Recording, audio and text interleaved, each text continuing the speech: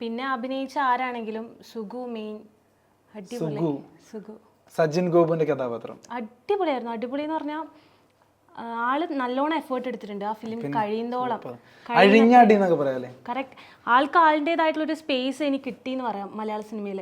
കാരണം ആള് ചെയ്ത ഒരു ക്യാരക്ടർ എനിക്ക് തോന്നുന്നില്ല വേറെ ആരെങ്കിലും ചെയ്താൽ ഇത് ബെറ്റർ ആവുന്നല്ലേ ചിന്തിക്കാൻ പറ്റുന്നില്ല. വേറെ ചെയ്ത് കഴിഞ്ഞാൽ ഇത്രയും ആവില്ല, ഒരിക്കലും ആവില്ല.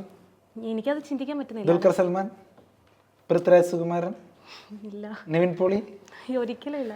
സജിൻ ഗോപുവിന് തുല്യം സജിൻ ഗോപു മാത്രം. പൈങ്കിളി സിനിമ ഒന്ന് കണ്ടു നോക്കണം. ഈ പറഞ്ഞ യുവനടന്മാർ ആരും തൊട്ടാൻ പറ്റാത്തവർക്കൊന്നും അമ്മാതിരി റേഞ്ച് പെർഫോമൻസ് ആണ്. അഴിഞ്ഞാടിയിരിക്കുകയാണ്, വിളയാടിയിരിക്കുകയാണ്. ഒരു പരിസരത്ത് നിന്ന് വിളയാടുകയാണ് ആ മനുഷ്യൻ അല്ലേ. കംപ്ലീറ്റ്ലി മൂവി കഴിയുന്നവരെ ആള് നിന്നില്ല ശരിക്ക്.